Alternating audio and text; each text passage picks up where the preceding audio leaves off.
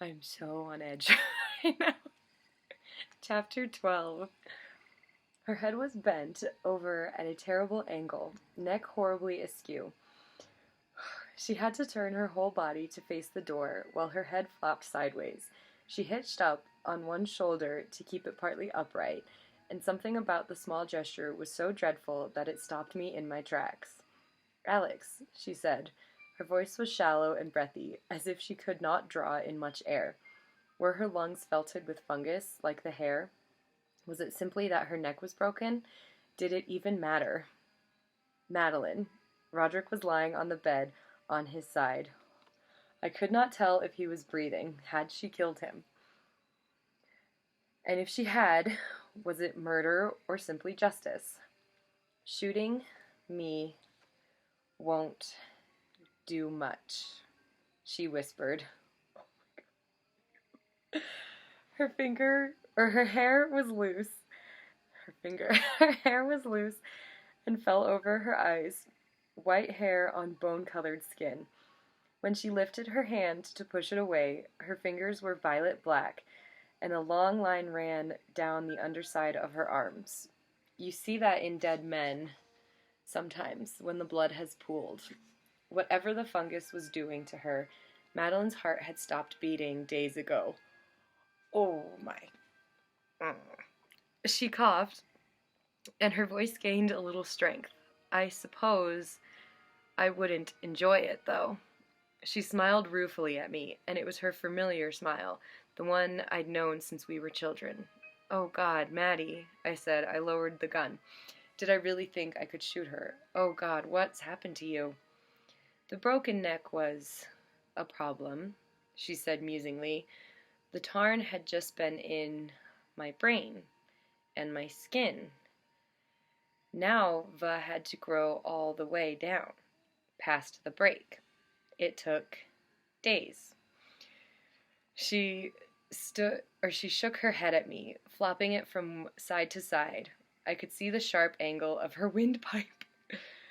Nausea clawed at me. Clever of Roderick. He never understood the tarn. Denton had come up beside me, his eyes on the bed. Is Roderick alive, Madeline? I didn't kill him. She coughed again, and her head slipped off her shoulder, bouncing in time. Ew. I had to look away. When I looked back, she had reached up to her mouth and was tugging. Long white strands came out, and she wrapped them around her hand, then let them fall carelessly in her lap. There, she said, her voice stronger. There, that's a little better. Va filled my lungs, you see, to save me, but now there's too much. She pushed her head back up onto her shoulder. Va? Who was she referring to like a child? The tarn. She smiled up at me. It's always been the tarn. Denton took a step forward. May I examine Roderick? He asked. It was the right thing to do, of course, but I was desperate to find out what Madeline meant, and why she was referring to the lake as one would a child. Yes. Denton circled the bed as cautiously as if it contained an unexploded shell. Madeline ignored him. I wondered how fast she could move. Oh. I caught myself rubbing the trigger guard around my finger and stopped. Terrible habit. Angus would have yelled at me. Maddie, I said, hoping to hold her attention. What do you mean it's always been the tarn? Va's been reaching out for so long, she said wistfully. Va could get into the animals. Va learned Van senses that way. I can't imagine what that must have been like the first time. Think of it. If you had no sight, and not even the sense that sight existed, how would you get there? Hearing was easier. Va understood vibrations, and that's all hearing is. And Va always knew smell. She pointed to her eyes. But how would you ever think that these 2 round sacks of jelly did anything? But the tarn figured it out. I swallowed. Behind Madeline, Denton gave me a thumbs up. Roderick was still alive, thank Christ. You're telling me that the Tarn is intelligent, I said. She smiled up at me. More than you or I are. Think of all Vaz managed to learn. And Denton was tugging on Roderick's wrist, possibly trying to get him out of bed. The Tarn talks to you. Communicates with you somehow? Half of me thought that she'd gone mad. The other half pointed out that I was already having a conversation with a dead woman. Mushrooms don't think. Yes. And the dead don't move either. Speech was the hardest, said Madeline. She plucked another puff of hyphelia from her lips. I had to teach Vaughn a kind of sign language first. Va didn't understand speech at all. She giggled again, the papery, rasping giggle that set my teeth on edge, made even worse by the impossible angle of her windpipe. When you think about it, we talk by coughing up air and wriggling our lips through it. How could anyone ever understand that if you weren't born to it? But Va grasped it eventually. Breath moving hard, I thought, not Maddie. Maddie won, and me won. Oh God, it was the Tarn talking. She taught the fungus to talk. There had been clues in front of me, but how could I have possibly guessed the truth? How could I have known that when Maddie was naming the wall and the candle and counting, it was actually a vocabulary lesson? Oh, how could I possibly have known that she would treat the fungus like a child? Denton had gotten Roderick out of the bed. The last male usher looked groggy and leaned against Denton like a drunk, but he was moving. I heard him mumble a question, and Denton shushed him. Madeline started to turn, and I stepped forward hastily to distract her. You taught Van, the Tarn, how to talk. It worked. She beamed at me. Once Va realized they were using sound to communicate, Va almost taught Vaughn's self. So smart. My maid and I, Va'd taken over Alice, and then I'd teach Vaughn what I could. But then Alice killed herself, that silly creature, and it got harder. A flash of something crossed over her face. Sorrow or anger or disappointment, I couldn't tell. She killed herself? She didn't understand. Madeline started to stand. One hand snaked out to grab the bedpost, almost as if it were disconnected from the rest of her. She didn't understand what Va was trying to do. And then her fool brother took her body away and burned it. Can you imagine? So she couldn't even come back.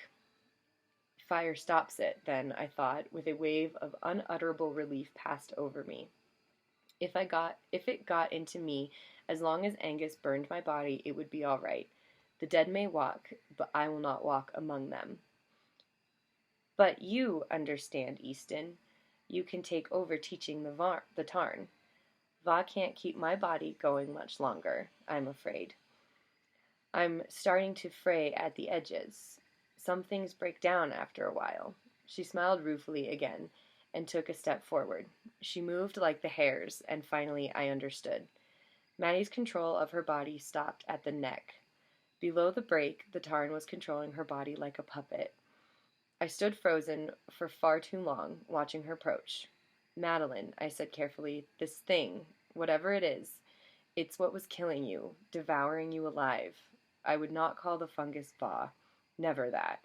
It was a horror, and it had eaten my friend. I know, said Madeline. She dismissed this with a roll of her eyes. Of course Va did. Va doesn't mean to. Va slowed the process as much as Va could, but Va couldn't help but feed a little. Of course I died eventually. Denton and I looked at each other over her head. I hoped my face was expressionless. His was not. You know that you are dead, I said. Madeline's smile was beatific. Easton, she said, as kindly as if I were a child. I've been dead for at least a month. The Tarn stretched out one of her hands, and I recoiled. Oh my God, it's so freaky. There were puffs of hyphelia like cotton wool growing from under her fingernails. shockingly white against the bruised black skin. Her touch had alarmed me days ago. Knowing what I knew now, Christ's blood, at least fire works. If I can get a lamp oil on her, no, this can't be nearly enough. It took so much to burn the hair. Oh God, why are bodies so wet? Denton was half leading, half carrying Roderick back around the bed. I eased myself a little to one side, trying to place myself between Madeline and the other two. How is that possible? You were breathing. You had a heartbeat. The tarn kept my heart beating as long as Va could. My body knew what to do. Va just had to give it the orders. But after Roderick broke my neck, the orders didn't travel anymore. She pushed her head upright again. It doesn't matter. What was I when I was alive? I was no use to anyone, least of all myself. I was a pretty doll for my mother to dress up and for men to look at. And then she died, and eventually I came here, where there were no men to look at me. And at least I found a purpose. She smiled up at me. There were white threads at the corners of her mouth, and when she spoke, I could see flashes of her tongue, coated in pale wool. I took another step back. Evil, Roderick had said. But it wasn't evil that I was seeing here. It was alien. A monstrous alienness so far removed from what I understood that every fiber of my being screamed to reject it, to run, to get it away. Dear Alex, she said, a line forming between her eyebrows. You understand, don't you? You have to understand. You have to help me save Vaughn. Maddie, you have to. I could never help anything that killed you, which sounded better than the real truth, which was that I wanted to shoot the thing she had become and then burn the body and sow the fields with salt. You're helping Roderick. Shame blossomed in my gut. She wasn't wrong. The tarn hasn't hurt anyone, she said, not deliberately. Va doesn't feel pain, so how could Va understand? Now Va knows better. Another step forward. It won't hurt now. And if I hadn't been so weak, the little bit Va has to take to feed wouldn't have mattered. Denton had Roderick almost to the door now. Maddie, are you asking me to let that thing infect me? Not infect. She looked offended at the word. Just give Vaughn a home. Va's like a child. Vaughn needs someone to care for Vaughn, and I know you'll protect Vaughn and stand up for Vaughn, like you always did for me. She walked forward, and I backpedaled. I had a gun and fire, and I was probably close to 100 pounds heavier, and I still retreated. Alex? Denton reached out and grabbed the back of my jacket. He hauled, and I scrambled backward, and the last I saw of Madeline was the door slamming in her face. Oh my. There were no locks on the outside. I leaned my weight against the door. Get something to block it, I said to Denton. Roderick was propped up against the wall, like a drunk holding up the bar. The doctor bolted down the hallway. Alex. Maddie knocked on the door. That's the sound, mumbled Roderick. That's the sound. She's still moving. I can hear it from the crypt. Can't you hear it? I hear it, I assured him. Alex, let me out. You have to help me. The door shook under a blow and actually shoved me forward an inch. I set my feet and braced my back against it. The tarn was far stronger than Madeline had ever been. Alex, I'm begging you. It's not her, said Roderick. He was listing sideways, but I didn't dare reach out to catch him. Easton, sir, it's not really her. I know, I told him. I know it isn't. Alex, you have to help me save the tarn. Sir, I hear her. So do I, Usher. Blows rained against the door. How was it so strong? I imagined Madeline's frail wrists beating against the wood. Surely the skin would split under such punishment, and perhaps the tarn didn't care. Why would a fungus care about broken flesh? It didn't feel pain, and now neither did she. Alex! Oh, tinnitus roared in my ears, drowning out everything. I welcomed it. It didn't last nearly long enough. I'm sorry, Maddie, I said. I don't know if she heard me. It sounds like her, said Roderick, but it's not. It's the other thing. I know. Loud scraping noises heralded the arrival of Denton with a long bench. Here, he said, this ought to be big enough uh, to brace on the opposite wall. It was, barely. The door opened a crack, and he shoved it into the place, and I saw Madeline's blue-black fingers slide along the edge. Bits of hyphalia caught in the rough edges of the wood. The bottom of her hand had been hammered raw. Dangling gillids bit the flesh and long white threads. Her hand caught the door and shoved. The bench struck the wall, and I heard the groan of wood, but it held. "Easton," said the voice from behind the door, no longer Maddie's. "Easton." "Get the servants out," I told Denton. All one of them, probably. I shoved my arm under Roderick's and dragged him to his feet.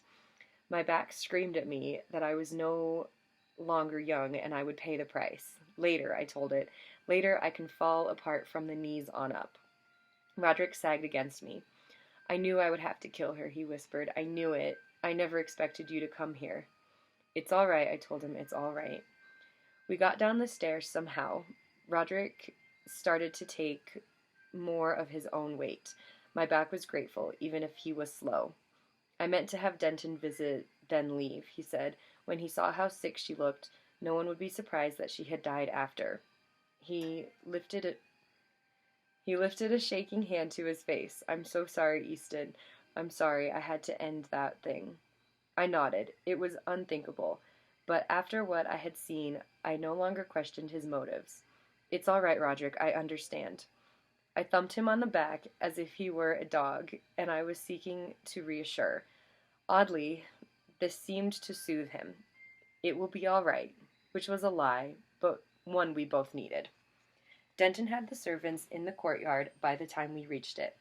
There were only two of them.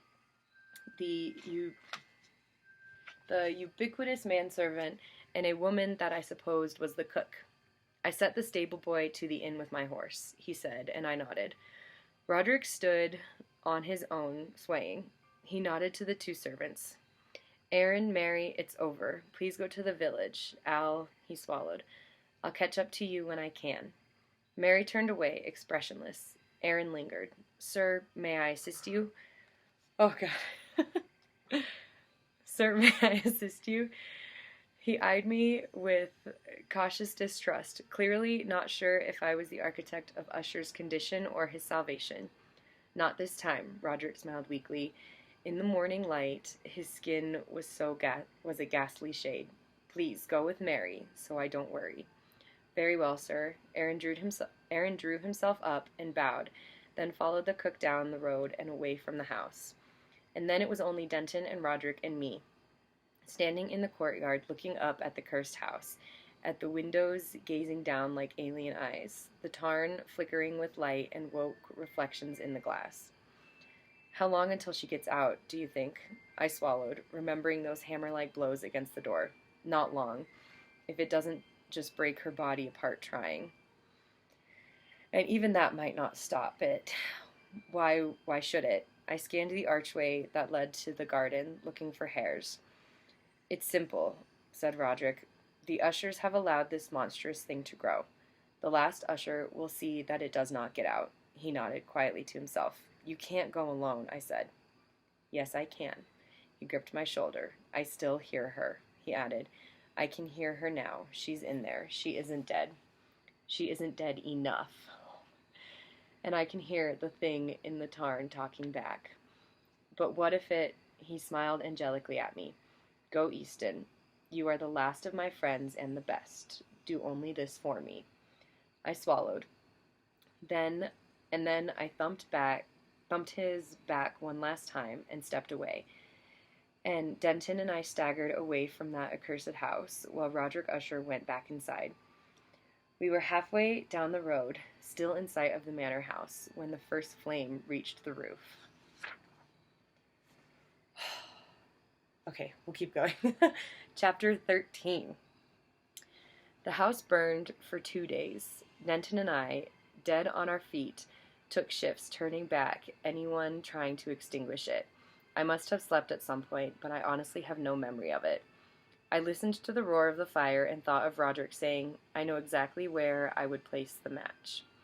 If the tarn glowed, it was swallowed up by the orange reflections. At last, when there was clearly no saving the house or anything in it, we went to the village inn. I slept for 18 hours straight, waking only to drink cold tea and piss it out again. Surely, if the water had been boiled for tea, it would be safe. Surely. When I got up, I checked the mirror for any signs of white wool on my tongue. I couldn't see any. I stumbled down to the common room and found Denton huddled near the fire. "You look like I feel," I told him. "What a coincidence. I feel about how you look." I collapsed into the other chair by the fire. The innkeeper brought me a mug of something. It was hot. That was all I cared about. We sat there, and I drank whatever it was in the mug and slowly felt human again. It was not an unmixed blessing. It meant that I could think again, and my thoughts were a horror. Judging by the circles under Denton's eyes, his weren't much better.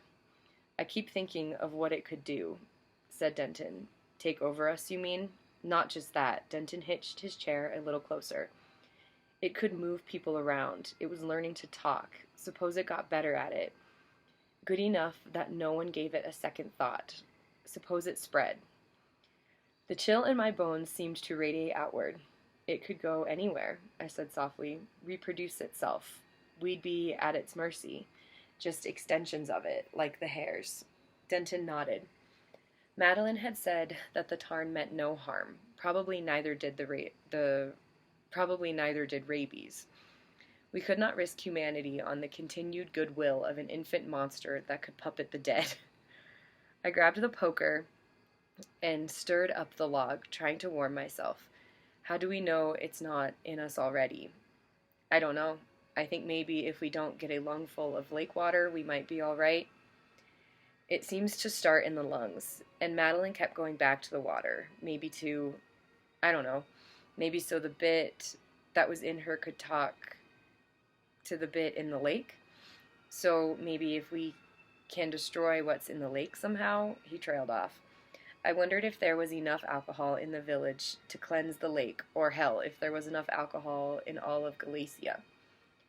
"How the hell do we destroy the lake?" I asked as the front door opened. "Well," said Angus, stamping his feet on the mat, the wagon load of sulfur we brought seems like a good start." 1,200 pounds of sulfur. I stared from Angus to Miss Potter and back again. How did you get... Miss Potter had clearly traveled hard and suffered for it. Her hair was a wild gray tangle, and there were immense bags under her eyes. Yet her back was as ramrod straight, and her upper lip was stiff as ever, and I was inordinately glad to see both. Angus looked like Angus. Angus always looked like Angus. "Sulfur," said Miss Potter primly, "is used in the treatment of scabs, rust, and a number of other fungal ailments affecting fruit trees." When it became abundantly clear that the authorities were not going to listen to anything we had to say, we stopped by several of the orchards farther down the valley. This is, I am told, the very finest Sicilian sulfur, which is considered superior to the American sort.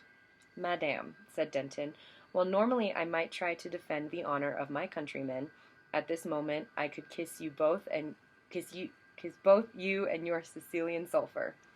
"You'll do no such thing," grumbled Angus, "or I'll call you out, Doctor." Miss Potter actually blushed. "Where's Hob?" I asked, as we went outside. "Down the valley, standing surety for the return of the wagon and team." Hob was worth 3 times as much as a pair of draft horses standing in harness. But this was definitely not the time to quibble. The 2 feather-footed brutes could pull, that was certain. The wagon was piled high with sacks, but they did not shrink, not even when the 4 of us climbed on as well. Angus took the reins. To my surprise, Aaron joined us. Angus nodded to him. His face was lean, and he looked as weary as the rest of us. "We're poisoning the lake," said Denton bluntly. "Oh, aye?" I closed my eyes while Denton explained about a fungal disease in the lake that caused madness. It was as good an explanation as any, and close to true. Aaron considered this. Not surprised, sir. We've known that lake's bad since my grandfather's day. You and Mary should take care, said Denton carefully. It may be spread by drinking the lake water. I could hear the disbelief in the man's voice. Nobody drinks that water, sir. Denton paused. But in the house, there's a well, a good deep one. I turned my face away so that no one could see the tears of relief running down it. Angus and Miss Potter were silent when we reached the ruins. Smoke still rose in thin wisps from the wreckage. The lake was silent, deceptively placid. We grabbed the bags. The powder struck the surface of the water, and for an instant I feared that it would not sink. But then I watched the granules begin to settle, and then they mixed with the water, forming dark swirls that sank deeper into the tarn. I had turned away to grab a second bag when green radiance flared around us. I saw the glow on the other side of the wagon, and the stolid horses shied in sudden alarm. Angus moved to take their heads, murmuring soothing nonsense. I dare say that it knows it's under attack, murmured Miss Potter. Huh, said Aaron. The tarn blazed up with a sickly light. Pale, gelatinous shapes pulsed in the depths, but it had no power to reach us. I dumped out another bag, then another, my hands caked with the stuff. The tarn could not die fast enough. I even dared to walk over the causeway among the cracked stones still radiating heat, and throw handfuls as far out into the water as I could reach. Oh God, I thought, will it be enough? Slowly, the light dimmed. I came back for another bag, but Angus stopped me. We've used it all, he said. We need more. No, look. Miss Potter pointed. The light was almost gone. As we watched, it pulsed a few more times, and then nothing. We waited for over an hour as the sun sank, and there was no change. No glow rose from the water. The jelly-like shapes vanished under the darkness, and everywhere was a heavy smell of burned things. Is it done? I whispered. She nodded to me. That fine, stern woman with the heart of a lion. I believe, Lieutenant, that it is done. I'll keep an eye on it, offered Aaron. If there's any more lights, we'll do what's needful. All right, I said. My voice was hoarse and rasping in my ears. And if you see any hares, any animals coming to the water to drink, shoo them and burn the bodies. It's important. Or shoot them and burn the bodies. It's important. Aye, sir, we will. He reached over and grabbed my forearm. I wondered how dreadful I must look that he was trying to comfort me when his home was a smoking ruin behind us. And then we drove away and left behind the dead lake and the smoldering timbers of the fallen house of Usher. Oh boy. Cool. Good stuff.